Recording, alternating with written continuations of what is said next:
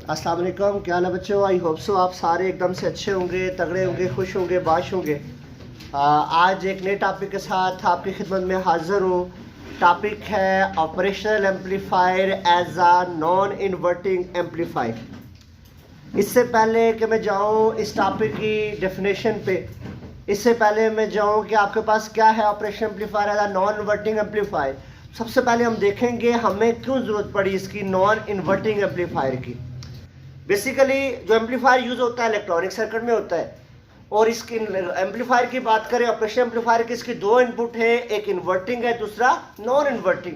तो अगर बाद सर्किट में तो हमें चाहिए होगा इन्वर्ट करके पोटेंशियल दे, लेकिन बाद में चाहिए होता है कि हमें इन्वर्ट करके ना दे। बाद इलेक्ट्रॉनिक सर्किट ऐसे है तो जहां पर हमें इन्वर्टिंग नहीं चाहिए होगा वहां पर जाहिर सी बात है हम नॉन इन्वर्टिंग पे अप्लाई करेंगे।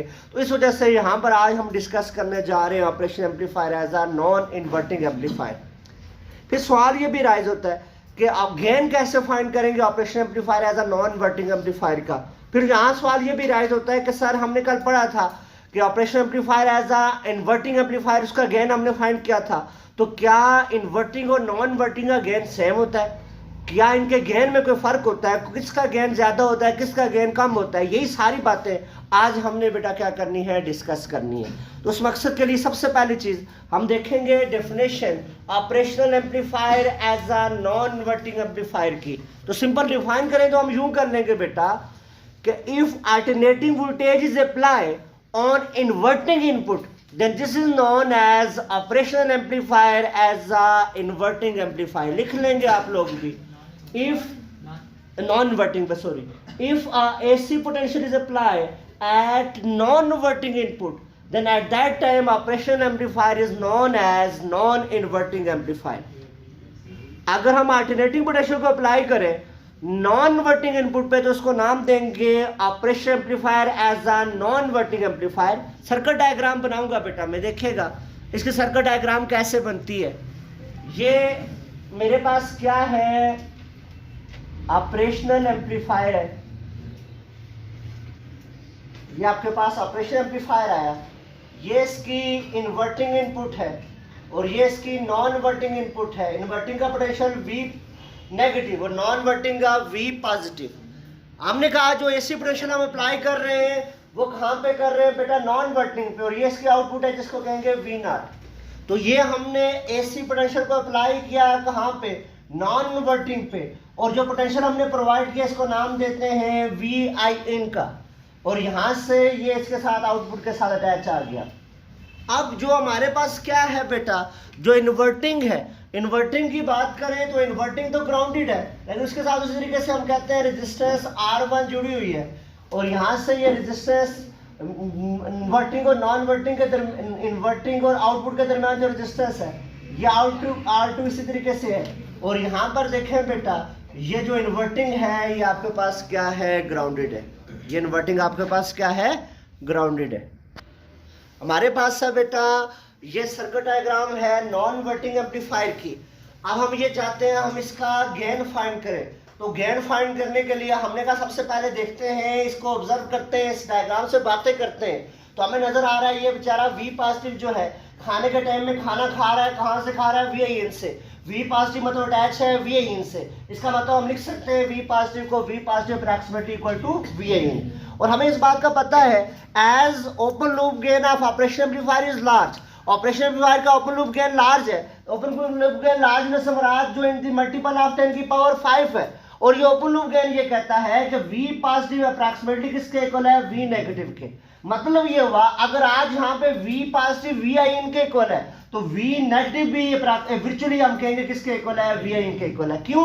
क्योंकि V पॉजिटिव Vin के इक्वल था, तो हमने कह लिया कि V नेगेटिव किसके इक्वल है, Vin के इक्वल है। मतलब ये V पॉजिटिव और V नेगेटिव दो ऐसे दोस्त हैं कि V नेगेटिव की पहचान हमेशा V पॉजिटिव की वजह से होगी। अगर V पॉजिटिव अच्छा करेगा तो V नेगेटिव को अच्छा कंसिडर किया जाएगा, जैसे आज इसको Vin था तो इससे भी Vin मिल गया। अगर V पॉजिटिव बुरा करेगा मतलब जीरो होगा तो V नेगेटिव को भी हम क्या कर लेंगे, जीरो के तौर पर ले लेंगे। बेचारे V नेगेटिव की कोई वैल्यू नहीं है, वो साथ में V पॉजिटिव के साथ हर जगह बेइज्जत भी होता है, इज्जत भी पाता है। अब ये डिपेंड करता है कि V पॉजिटिव उसको इज्जत देता है या उसकी बेइज्जती करवाता है। अब आगे देखें तो हम कहते हैं यहाँ पर आप कैलकुलेशन कैसे करेंगे। कैलकुलेशन वही हमने कहा कि जैसे हमने कल पढ़ी थी कि operation amplifier as a inverting amplifier में, यहाँ पर सेम वही करेंगे। एक्चुअली में R1 में कोई करंट नहीं फ्लो कर रहा क्योंकि ये ग्राउंडेड है, लेकिन हम कंसिडर कर लेंगे सपोज, वैसे भी तो सारे ख्यालों में हम चलते हैं, कभी हम सपोज करके किधर चले जाते हैं कभी किधर, तो यहाँ पर भी हम सपोज कर लेंगे कि I1 करंट फ्लो कर रहा है R1 में से, हकीकत में नहीं कर रहा, लेट करेंगे I1 करंट फ्लो कर रहा है R1 में से एंड I2 करंट फ्लो कर रहा है R2 में से। सिमिलरली I1 और I2 की वैल्यू फाइंड करेंगे, वैल्यू फाइंड करके वही सेम तरीके से सॉल्व करेंगे तो हमारे पास क्या आ जाएगा बेटा, आंसर आ जाएगा। अब इसको सॉल्व करते हैं, देखिएगा कैसे सॉल्व करते हैं इसको। तो हम इसको यूं कहते हैं बेटा, let I1 be the current flowing through R1, let I1 be the current flowing through R1। I1 जो करंट फ्लो कर रहा है किस में से कर रहा है बेटा, R1 में से। अच्छा जी, देखिएगा I1 अगर R1 में से फ्लो कर रहा है तो क्या फॉर्म बन जाएगी यहां से, I1 इक्वल टू, हम जानते हैं according to Ohm law, del V divided by R1।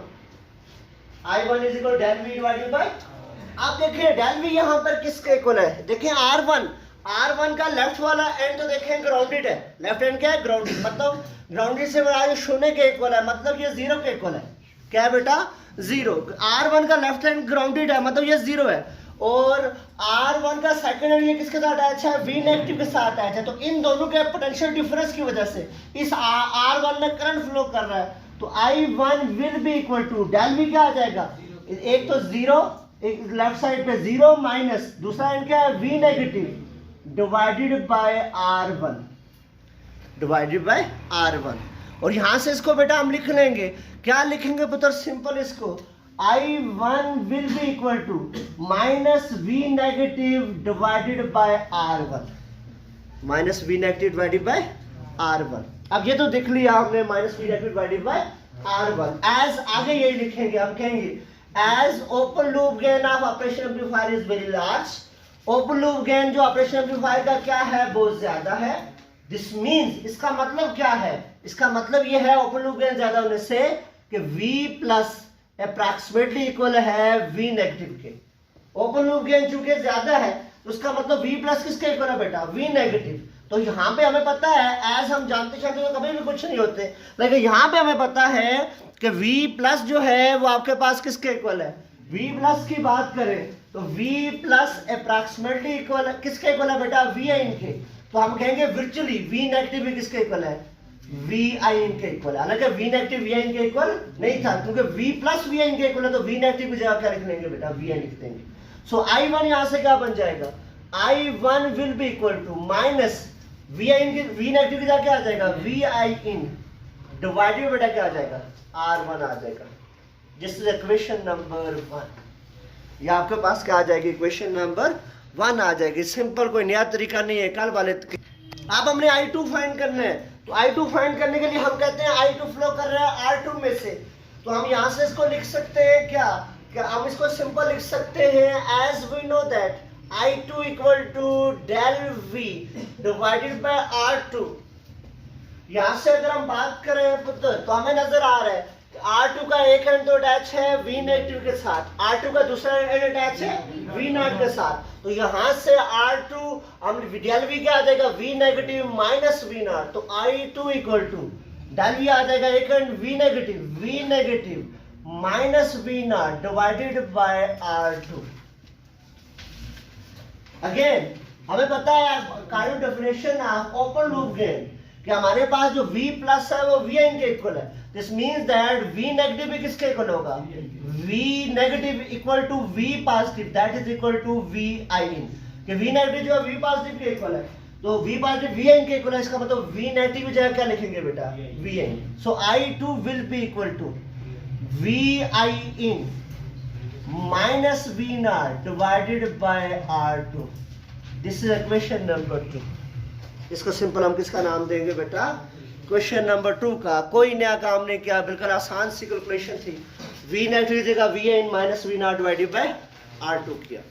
अब हम ये चाहते हैं हम क्या फाइंड करेंगे, तो यहाँ पर कल भी मैंने बताया था, आज भी बता रहा हूँ कि जो ऑपरेशन एम्पलीफायर है as a inverting or non-inverting that obey law of conservation of charge. देखिए इसको obey करता है law of conservation of charge को, means law of conservation of charge से मुराद क्या है? According to Kirchhoff's first rule, current flowing towards a point that is I1 equal to current flowing away from a point that is equal to I2. कि Kirchhoff's first rule से हमें पता है कि current flowing जो towards a point flow करता है जो क्या है I1, वो किसके इक्वल है बेटा? Current flowing away from a point that is equal to I2. तो यहाँ से इसको लिख देते हैं ऐसे ही by using Kirchhoff first rule, I1 equal to I2. Values को पुट कर लेते हैं बेटा. I1 भी हमने निकाला हुआ है, क्वेश्चन नंबर 1 में है. I2 भी निकाला हुआ है हमने. I1 क्या है? I1 की बात करें अगर हम, वो क्या था बेटा? Minus VIN divided by R1 equal to I2. अभी हमने निकाला है बेटा, क्या है बेटा? VIN minus V0 divided by R2. हमारा मकसद जो है, हमारा मकसद क्या है? करदोगलू को मारना. हमारा मकसद क्या है? गेन को फाइंड करना. ठीक है, यहाँ तो करदोगलू तो है नहीं, तो किसको फाइंड करना है बेटा? गेन. और गेन क्या है? गेन का पता हो क्या है? गेन बताओ V0 डिवाइडेड बाय VIN. तो इसका मतलब यहाँ से V0 डिवाइडेड बाय VIN को क्या करना है? फाइंड करना है. तो ये ना हो कि आप यहाँ पर करदोगलू को ढूंढते रह जाए. देखें पुत्र, अब इसको लगातार डिवाइड कर लेते हैं. Minus VIN divided by R1 equal to, लगातार डिवाइड किया, VIN divided by R2 minus V0 divided by R2. यहां से हमें क्या फाइंड करना है बेटा? क्या फाइंड करना है? V0 और VIN. हम यूं करते हैं, VIN वालों को इकट्ठा कर लेते हैं. ये VIN है, ये VIN, दोनों को इकट्ठा कर लेते हैं. V0 को अकेला कर लेते हैं, कुछ ना कुछ फायदा हो जाएगा. उसके लिए कैसे क्या करेंगे बेटा? ये देखें, माइनस V0 और R2 इधर रो रहा है बेटा, माइनस हो रहा है, इस तरफ जाकर क्या हो जाएगा? प्लस. और ये बेचारा इधर अकलियत में है, माइनस VIN और R1 इधर माइनस हो जाकर क्या हो जाएगा? प्लस. तो इन दोनों को रिप्लेस कर लेते हैं. V0 और R2 को इस तरफ ले आते हैं और VIN और R1 को उस तरफ. तो क्या फॉर्म बन जाएगी? V0 और R2 इस तरफ ले आए इक्वेशन के, इक्वल टू VIN और R2 प्लस VIN और R1. अब हमने कहा कुछ कहानी हमारी बन रही है. अब देखिएगा बेटा, देखें V0 और R2 will be equal to, VIN common आ रहा है, VIN को ले लिया कॉमन, तो 1 ओवर R2 या 1 over R1 plus 1 over R2, कोई फर्क नहीं पड़ेगा बेटा, मैंने ऐसे लिख लिया. अब बच्चा देखें, हमें गेन फाइंड करना है.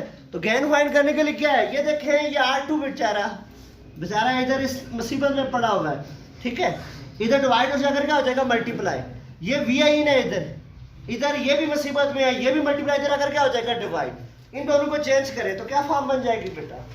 फॉर्म बन जाएगी V0, ये VIN इधर आ जाएगा, और VIN will be equal to, किसके पर आ जाएगा बेटा?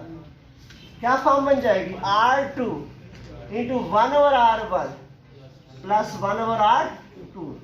जब कोई चीज फाइंड हो रही है तो खुशी तो मिलती है बेटा. तो हमने कहा इसको स्माइली 1 का नाम दे देते हैं. मतलब क्वेश्चन नंबर 1 का. यहां से बेटा देखें, V0 और V0 और VIN के बारे में तो जानते खैर हम कुछ भी नहीं होते. V0 और VIN that is equal to gain. ये आ जाएगा, गेन आ जाएगा, जो gain G is equal to, इधर एलसीएम ले लें, R2 over 1 over R1 plus 1 over R2. LCM लिया तो एलसीएम क्या आता है? R1 R2. तो एलसीएम लेने का क्या हुआ? इधर बन गया R2 प्लस R1. तो G is equal to R2 into R2 plus R1 divided by R1 R2. LCM लेके कर लिया बेटा. अब देखें, कोई चीज कैंसलेशन हो रही है, तो उस पर इंटीग्रल की तलवार चला लेते हैं बेटा. ये देखें, ये R2 से कत्ल हो गया. ठीक है, तो क्या फॉर्म बन जाएगी? G इज इक्वल टू, क्या फॉर्म बन गए बेटा?